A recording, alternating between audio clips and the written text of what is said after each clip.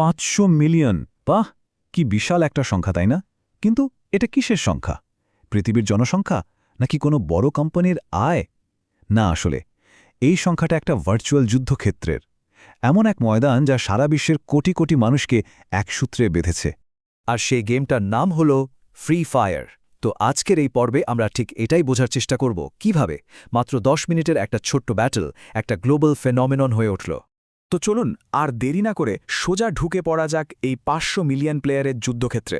তবে তার আগে একটু জেনে নেওয়া দরকার ফ্রি ফায়ার আসলে কোন ধরনের গেমের মধ্যে পড়ে। ফ্রি ফায়ার হল একটা ব্যাটল রয়্যাল গেম। আচ্ছা, এই ব্যাটল রয়্যাল ব্যাপারটা কি, তাই তো? সোজা কথায় এটা এমন একটা গেম যেখানে অনেক প্লেয়ারকে একটা ম্যাপে ছেড়ে দেওয়া হয়, আর সেই ম্যাপটা ধীরে ধীরে ছোট হতে থাকে। লড়াই করে শেষ পর্যন্ত যে একা বা যে টিমটা টিকে থাকতে পারে সেই বিজয়ী। মূল লক্ষ্য একটাই, সারভাইভ করা। তো এবার আসা যাক আমাদের আলোচনার মূল কেন্দ্রবিন্দুতে। ফ্রি ফায়ার গ্যারেনা নামের একটা কোম্পানি এই গেমটি তৈরি করেছে, আর এর সবচেয়ে বড় আকর্ষণ হল এর স্পিড, মানে এর গতি। এক কথায় বললে এটা একটা সার্ভাইভাল শুটার গেম, যেখানে 50 জন প্লেয়ার একটা দ্বীপে নামে আর টিকে থাকার জন্য একে অপরের সাথে লড়াই করে। কনসেপ্টটা একদম সহজ কিন্তু দারুণ উত্তেজনাপূর্ণ। গেমটা চলে কিভাবে সেই চক্রটা একবার দেখে নিয়ে চলুন। প্রথমেই সবাই প্যারাশুট দিয়ে একটা দ্বীপে নামে, নিজের পছন্দমতো জায়গায়। নামার পরেই শুরু হয় আসল কাজ, অস্ত্র শস্ত্র বর্ম এসব খুঁজে বের করা। এর পরের চ্যালেঞ্জ হল ক্রমাগত ছোট হতে থাকা সেফ জোনের ভেতরে থাকা, আর সবশেষে বাকি সব প্লেয়ারকে হারিয়ে একাই টিকে থাকা। এই 4টে ধাপেই পুরো খেলাটা ঘুরতে থাকে। অন্যান্য ব্যাটল রয়্যাল গেমের থেকে ফ্রি ফায়ারের মূল পার্থক্যটা কিন্তু এর গতিতে। দেখুন, বেশিরভাগ গেমে 100 জন প্লেয়ার থাকে আর ম্যাচগুলো বেশ লম্বা হয়, কিন্তু ফ্রি ফায়ারে প্লেয়ার মাত্র 50 জন, আর একটা ম্যাচ শেষ হতে সময় লাগে মোটে 10 মিনিট। ফলে যা হয়, শুরু থেকেই একেবারে ধুন্ধুমার অ্যাকশন, বোর হওয়ার কোনো সুযোগই নেই। কিন্তু ভাবলে ভুল হবে যে ফ্রি ফায়ারের আকর্ষণ শুধু এই লড়াইয়ের মধ্যেই আটকে আছে। না, এর বাইরেও এমন অনেক কিছু রয়েছে যা প্লেয়ারদের দিনের পর দিন ধরে রাখে। এটা আসলে একটা গেমের চেয়েও অনেক বেশি কিছু, মানে শুধু ব্যাটল রয়্যালও নয়, এখানে ক্ল্যাশ স্কোয়াডের মতো টিম ফাইট মোডও আছে। আবার ধরুন, নিজের চরিত্রকে মনের মতো করে সাজানোর জন্য হাজারো রকমের স্কিন, কস্টিউমস, ইমোটস কি নেই। আর সবচেয়ে মজার ব্যাপার হলো বিভিন্ন ব্র্যান্ড, সেলিব্রিটি, এমনকি অ্যানিমের সাথে এদের দারুণ সব কোলাবোরেশন। যেমন ধরুন, খুব সম্প্রতি জনপ্রিয় অ্যানিমে জুজিৎসু কাইসেনের সাথে এদের একটা ক্রসওভার হয়েছে।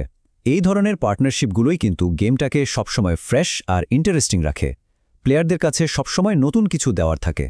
এখানে আরেকটা জরুরি বিষয় আছে, ফ্রি ফায়ারের কিন্তু দুটো ভার্সন। একটা হলো অরিজিনাল ফ্রি ফায়ার, যেটা একদম হালকা, যাতে প্রায় সব ধরনের ফোনেই চালানো যায়। আর অন্যটা হলো ফ্রি ফায়ার ম্যাক্স, এটাতে গ্রাফিক্স অনেক উন্নত, একটা আপগ্রেডেড ভার্সন। এই ম্যাক্স ভার্সনটা আনার একটা বড় কারণ ছিল 2022 সালে ভারতে আসল গেমটা ব্যান হয়ে যাওয়া। প্লেয়ারদের একটা বেটার অপশন দেওয়ার জন্যই এটা আনা হয়েছিল।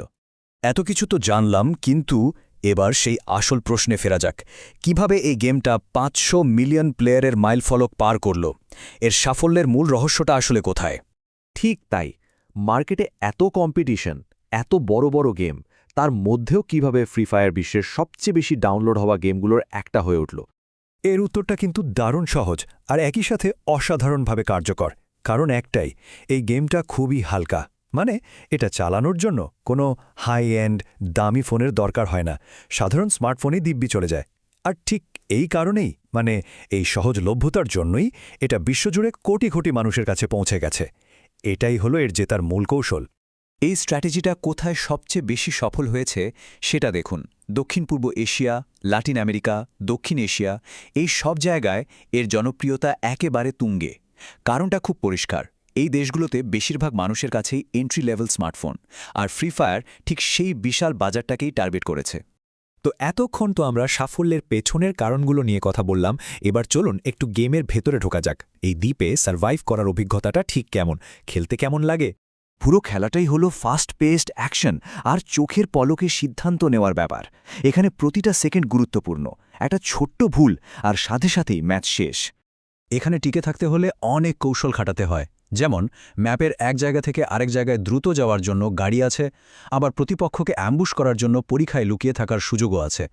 এর মধ্যে আবার রেড জোনের এয়ার স্ট্রাইক থেকে বাঁচতে হবে, আবার ভালো সরঞ্জামের জন্য এয়ার ড্রপের পেছনেও ছুটতে হবে। সব মিলিয়ে এক কথায় একটা রুদ্ধশ্বাস অভিজ্ঞতা। তাহলে সবশেষে একটা প্রশ্ন থেকেই যায়, গেমিংয়ের ভবিষ্যৎটা কোন দিকে যাচ্ছে? চোখ ধানানো রিয়েলিস্টিক গ্রাফিক্সের দিকে, নাকি সবার কাছে পৌঁছনোর সহজলভ্যতার দিকে?